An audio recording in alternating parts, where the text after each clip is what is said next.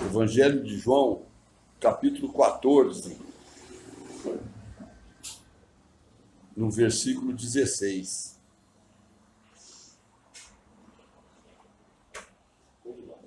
Diz assim: Eu rogarei ao Pai, e ele vos dará outro Consolador, para que fique convosco para sempre, o Espírito da verdade, que o mundo não pode receber, porque não vê nem o conhece, mas vós o conheceis, porque habita convosco e estará em vós.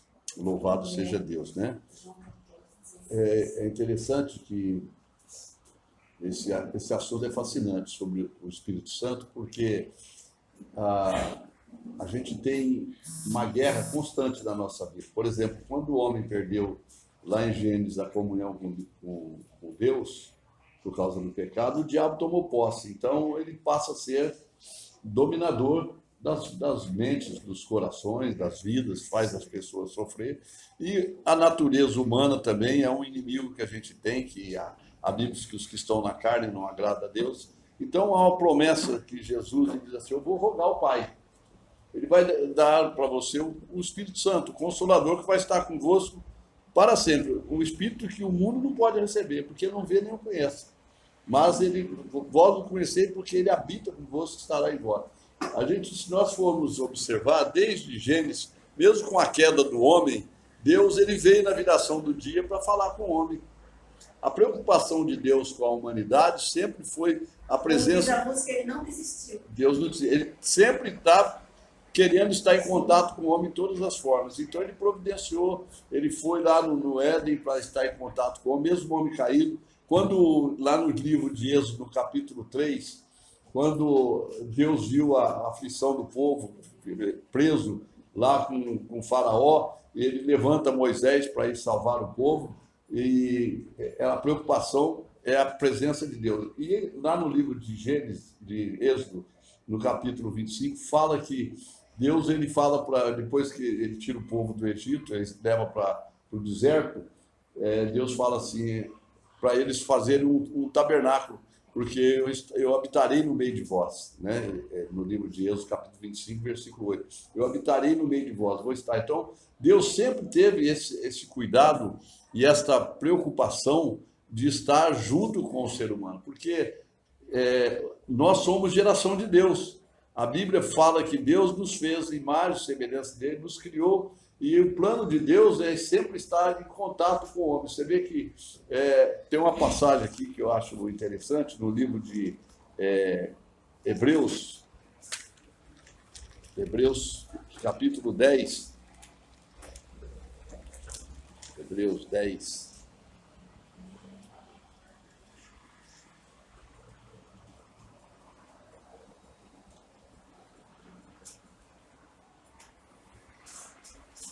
versículo 5 fala assim, Hebreus 10, 5 diz assim: pelo que entrando no mundo de sacrifício e oferta não quiseste, mas corpo me preparaste.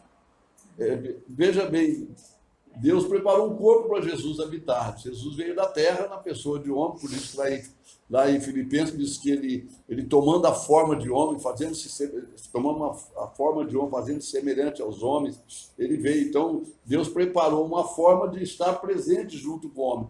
Mas mesmo ele estando junto, Jesus estava só presente ali, ele não era naquele momento onisciente, ele não era onipresente, ele não era, porque ele era uma presença constante. Mas a preocupação de Deus foi sempre abençoar. Você vê que de todas as formas, de todas as maneiras, Deus providenciou uma maneira e um modo de estar perto do homem, junto do homem.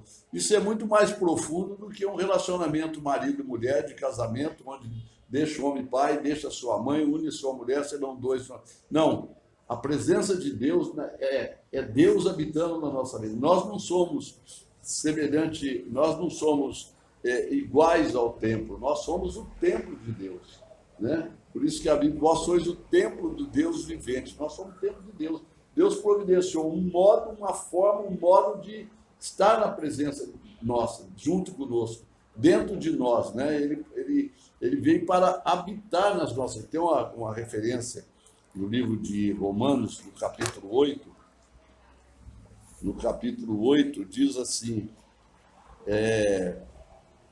no versículo 5, diz, porque os que são segundo a carne inclinam-se para as coisas da carne, mas os que são segundo o Espírito, para as coisas do Espírito. Ou seja, a presença do Espírito Santo de Deus, né? Romanos 8, 5, a presença do Espírito Santo de Deus na nossa vida é que promove nas nossas vidas uma santificação. Porque quem é que nos santifica? É Deus.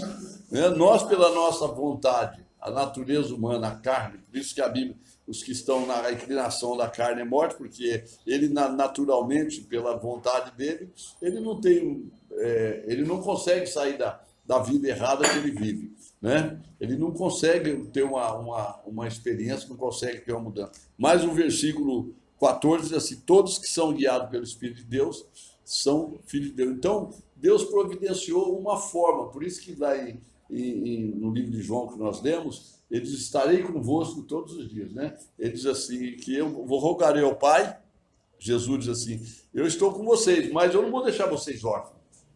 Eu vou subir, eu vou embora, mas vou rogar ao Pai, ele enviará outro Espírito, o Espírito Santo, que o mundo não vê e o mundo não conhece, mas vós o conheceis, porque ele estará convosco e ele habita em vós. Então, há uma diferença no livro aqui de 2 Tessalonicenses, que é uma referência, deixa eu achar aqui, 2 Tessalonicenses, acho que é isso mesmo, no capítulo 2, 2 Tessalonicenses, capítulo 2, versículo 13, mas diz assim, mas devemos sempre dar graças a Deus por vós, irmãos amados do Senhor. Olha que lindo, irmãos amados do Senhor. 2,13. Para vos ter Deus elegido desde o princípio para a salvação em santificação do Espírito e fé da verdade. Então, em santificação do Espírito, o homem, ele só consegue uma mudança, ele ser em Cristo, uma nova criatura, quando ele recebe o Espírito Santo. Quando ele torna. Então, é o Espírito Santo de Deus na vida do homem que faz com que ele mude, onde que ele tenha uma experiência, onde ele seja moldado, onde ele seja lapidado, transformado. Por isso que é a presença de Deus na nossa vida é que faz a diferença. Quando nós entregamos a nossa fé, entregamos a nossa confiança, entregamos o nosso coração para Deus, a presença de Deus vem estar na nossa vida. Tem uma referência aqui em 1 Coríntios, do capítulo 3,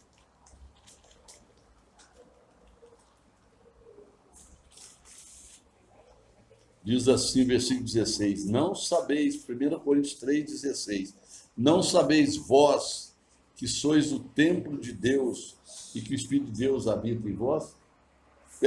Pensa nisso, nós somos templo de... É interessante que quando Jesus, lá em João, no capítulo 4, ele entra no templo, ele expulsa os cambiadores, aquilo é uma figura de linguagem, porque a Bíblia fala que essas coisas foram nos feitas por exemplo, como exemplo. Então, Jesus não estava preocupado com aquela construção, ele estava preocupado em trazer um ensinamento para nós, porque é uma limpeza, né? Porque o templo do Espírito Santo somos nós. Deus sempre teve esse cuidado e essa preocupação de habitar com os homens, de abençoar um povo escolhido. Qual é escolhido? Todo que recebe o Espírito Santo de Deus. Por isso que a Bíblia diz a todos quando receberam. Nós recebemos a palavra, nós recebemos a Jesus, nós recebemos o Espírito de santidade.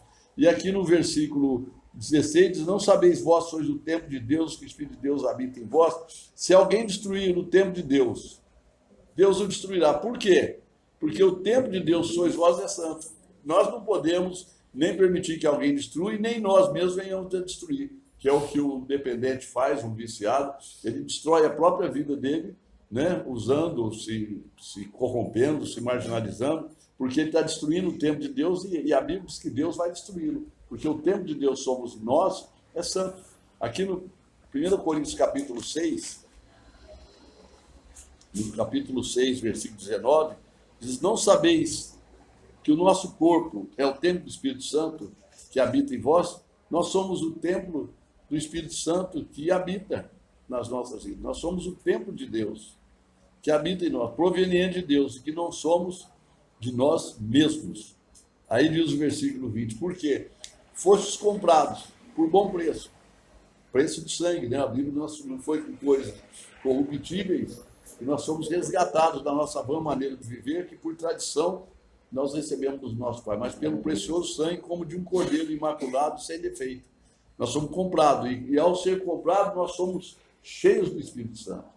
Né? Habitarei com eles, estarei no meio deles. Foi isso lá em Êxodo, quando Deus diz assim, eu vou estar habitando com eles, vou estar no meio deles, porque preparam uma casa para eles. Fizeram um tabernáculo, onde Deus habitava.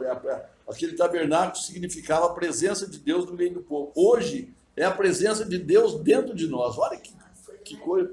É muito mais profundo do que um relacionamento de amizade, é muito mais profundo do que um relacionamento entre pai e filho, é muito mais profundo do que um relacionamento de um casamento marido e mulher, porque é Deus em nós. Então, é um espírito de santidade, porque quem muda a nossa vida é Deus. Não é por força, diz a Bíblia, não é por violência, é pelo Espírito, diz o Senhor. Tem uma outra referência aqui, no livro de Efésios.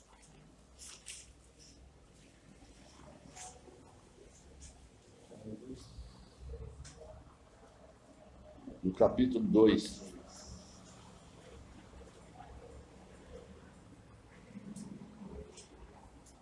No versículo 18, 2:18 diz assim, porque por ele, pelo Espírito Santo, ambos temos acesso ao Pai em um mesmo Espírito.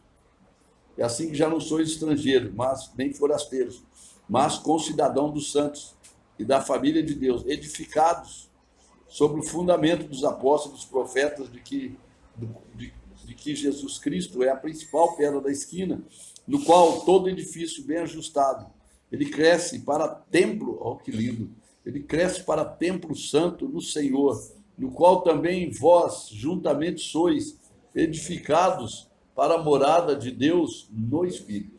Então é um espírito de santidade. Como é que uma pessoa consegue mudar de vida, da água para o vinho? Através do Espírito Santo, porque é o Espírito de Deus que muda, não é por força nem por violência, e não é na carne, porque os que estão na carne não agradam a Deus. A Bíblia diz que nenhuma condenação há para aqueles que estão em Cristo Jesus, que não andam segundo a carne, mas segundo o Espírito. Nós vamos andar agora segundo o Espírito. Todos aqueles que são guiados pelo Espírito de Deus, diz a Bíblia, eles são filhos de Deus. É um espírito de santidade. Então a preocupação de Deus na história foi habitar no meio do povo, abençoar. Então, não é Deus hoje perto, não é Deus do lado, não é Deus na região, não, é Deus dentro, é Deus em nós, habitando, fazendo morada e abençoando quem? Abençoando aqueles que são seus, porque é uma guerra, é uma luta, pela tua carne você não vence, o Espírito de Deus, ele promove santidade. A Bíblia fala que a luta não é contra a carne nem contra o sangue, mas como é que nós vamos lutar? Maior é o que está conosco. É Deus em nós é que faz a luta, porque nós, por nós, o inimigo, que é o inimigo das nossas almas, que ele era possuidor da alma perdida, porque quando nós nos convertemos, nós passamos para o outro lado, aí existe uma guerra do inimigo tentando destruir, tentando acabar com aqueles que são de Deus. Mas a presença de Deus faz toda a diferença na nossa vida. Louvado seja Deus, né? Então, Deus, queridos, ele sempre teve essa preocupação de nos abençoar. Para encerrar, no livro de João, no capítulo 14,